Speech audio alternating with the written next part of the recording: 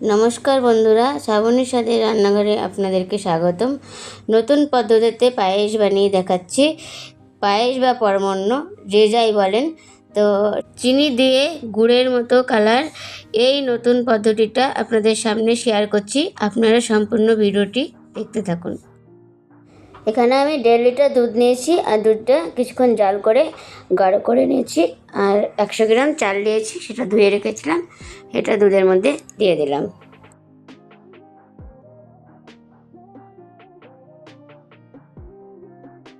এবার কিছুক্ষণ নেড়ে চেড়ে দেবো যাতে চালটা দলা হয়ে না যায়।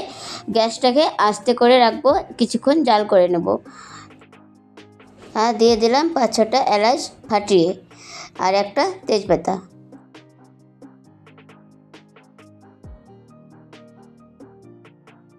এখানে আমি 100 গ্রাম চালের জন্য 150 গ্রাম চিনি নিয়েছি। এখানে আমি চিনিটা পায়েসের মধ্যে না দিয়ে আলাদাভাবে জাল করে নিচ্ছি, কারণ এটা গুড়ের মতো রঙের জন্য। এখানে চিনিটা আমি শুকনো করে দিয়েছি, গ্যাসটা আস্তে দিয়ে রেখেছি যাতে চিনিটা পুড়ে না যায়। আর এখানে আমি কোনো জল ব্যবহার করি না, জল ব্যবহার করলে চিনিটা দানা হয়ে যাবে। এবার চিনিটা অনবরত নাড়তে থাকতে হবে, আস্তে আস্তে রঙটা বেরিয়ে আসবে।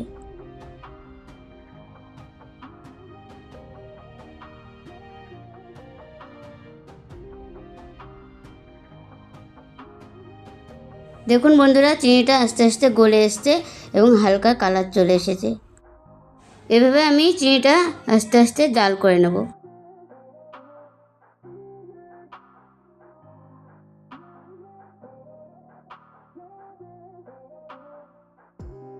দেখুন বন্ধুরা, চিনিটা গলে গেছে, আর সামান্য একটু জাল করে পায়েসের মধ্যে দিয়ে দেব।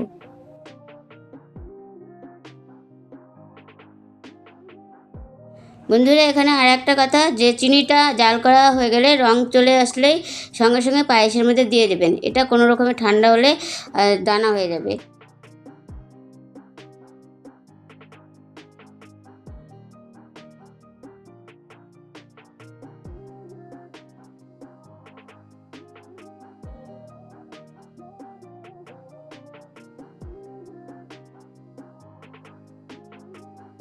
দেখুন বন্ধুরা, হয়ে এসেছে, কালারটা কত সুন্দর হয়েছে।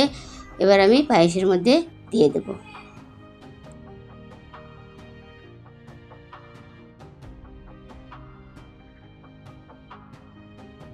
বন্ধুরা দেখুন, পায়েসটা আগেই হয়ে এসেছিলো। চিনিটা দিয়ে এবার আর 5 মিনিট মতো জাল করে নামিয়ে নেব।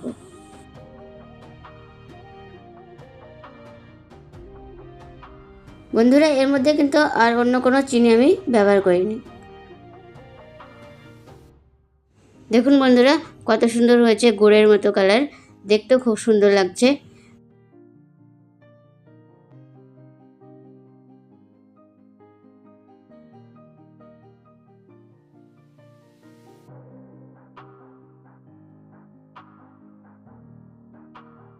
বন্ধুরা, পায়েসের মধ্যে সামান্য একটু লবণ দিয়ে দিলাম, কারণ পায়েসের স্বাদটা ভালো লাগে বলে।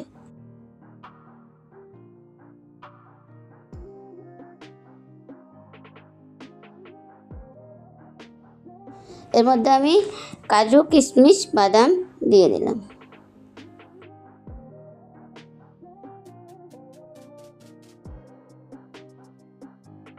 আর 2 মিনিট মতো জাল করে পায়েসটা নামিয়ে নেব।